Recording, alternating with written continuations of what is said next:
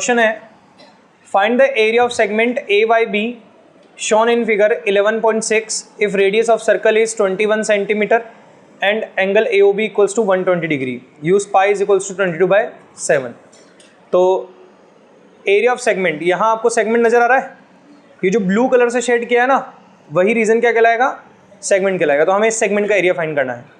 मुझे बताओ ये माइनर सेगमेंट है कि मेजर सेगमेंट है? Very good. तो हमने स्टडी किया है कि एरिया ऑफ माइनर सेगमेंट बताया जाता है equals to pi r square theta upon 360 degree minus area of triangle. और यहाँ ट्राइंगल कौन सा है?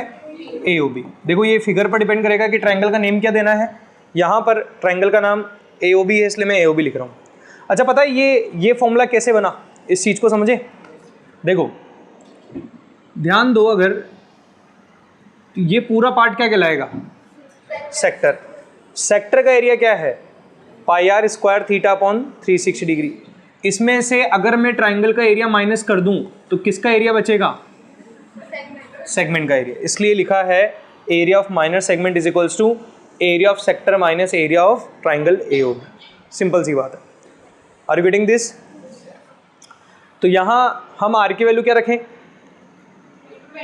21। थीटा की वैल्यू क्या रखनी चाहिए?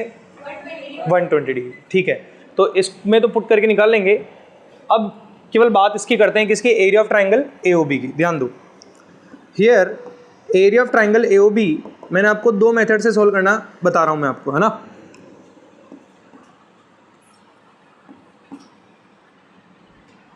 तो फर्स्ट मेथड क्या है? फर्स्ट मेथड तो मैंने आपको कहा कि area of triangle A O B हम क्या लिख सकते हैं? R square sine theta by 2 into cos theta by 2। चलिए तो क्या लिखें? आर स्क्वायर का मतलब 21 का इंटू साइन थीटा की जगह क्या रखूँ?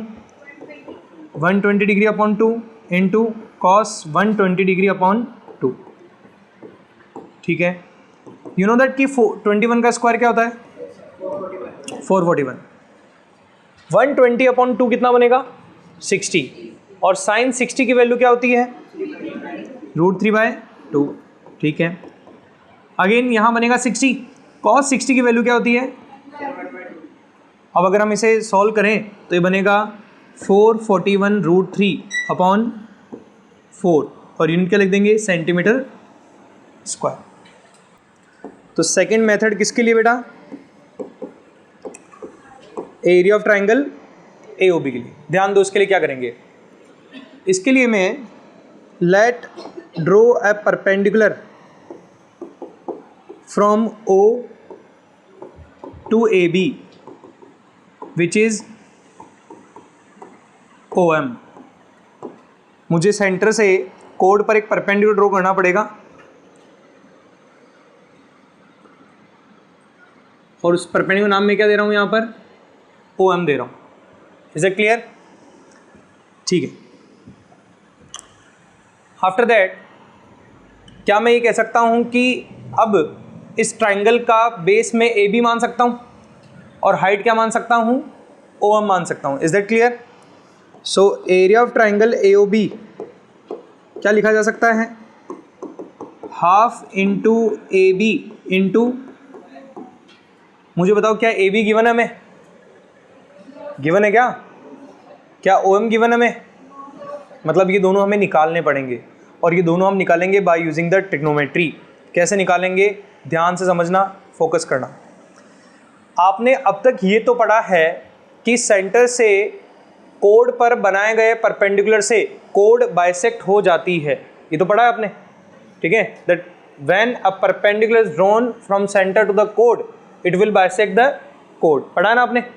तो इस हिसाब से मैं लिख सकता हूं, since a perpendicular from centre to code bisect the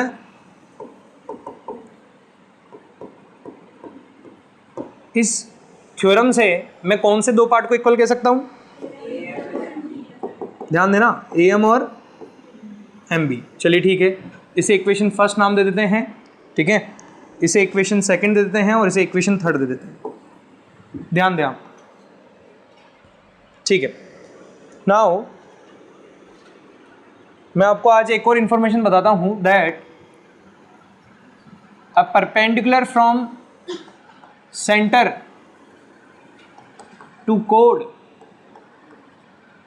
bisect the angle between corresponding radii। Centre से कोड पर जब परपेंडिकुलर बनाते हैं तो ये लाइन रेडियस के बीच बने एंगल को भी क्या करती है, बाइसेक्ट करती है। ये भी आपको याद रखना पड़ेगा। इस हिसाब से क्या आप मुझे एंगल AOM बता सकते हो? बताओ क्या बनेगा? Are you sure? और BOM भी यही बनेगा, ठीक है। अब आते हैं, कोई भी एक ट्रायंगल पिक कर लो, आपकी इच्छा हो जो, दोनों में से, लेफ्ट या राइट, आपकी इच्छा हो जो, बताओ AOM। चलिए बहुत इजी होने वाला है, ध्यान से देखें। ट्रायंगल AOM में हमें कौन सी साइड चाहिए? AM। और कौन सी चाहिए? OM। ध्यान देना, क्या इस ट्रायंगल में कोई साइड गिवन है हमें? क्या कोई एक्यूट एंगल हमें गिवन है?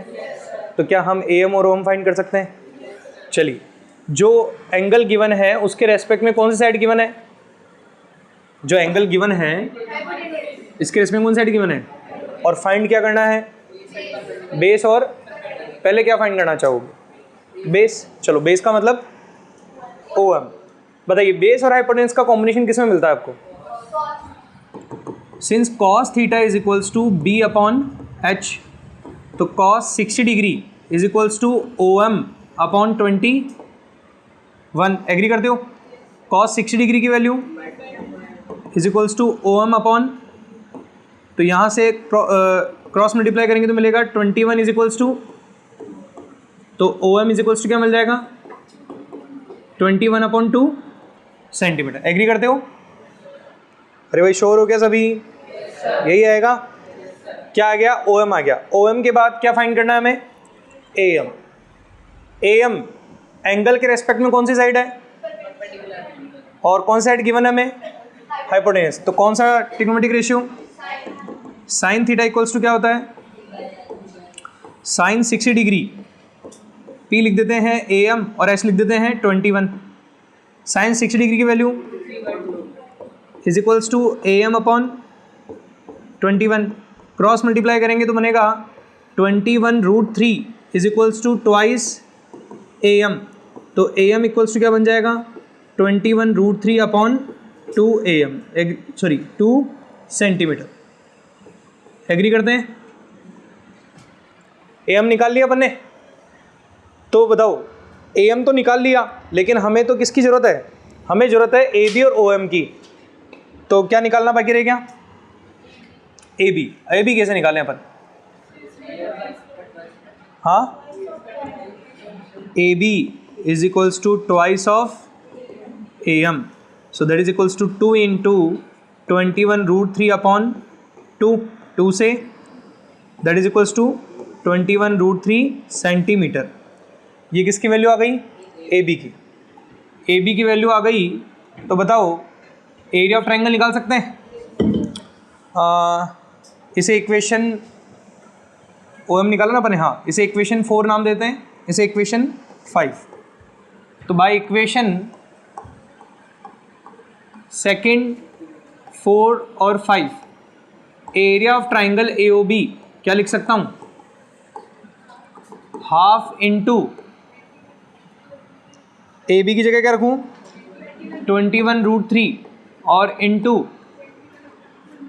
21 अपॉन 2। तो देखो 21√3 into 21 upon, that is equals to 441√3 upon centimetre. By equation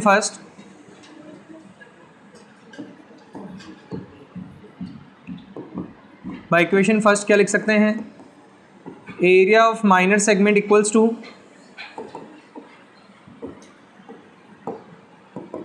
22/7, r की वैल्यू 21 इंटू 21, थीटा की वैल्यू अपॉन 360 माइनस 441√3 अपॉन, देखो ये रिड्यूस होगा इसके साथ 3, ठीक है, और 7 रिड्यूस हो जाएगा 3 टाइम्स 3 से 22 into 21 that is equals to 484, नहीं सॉरी 484 नहीं होगा,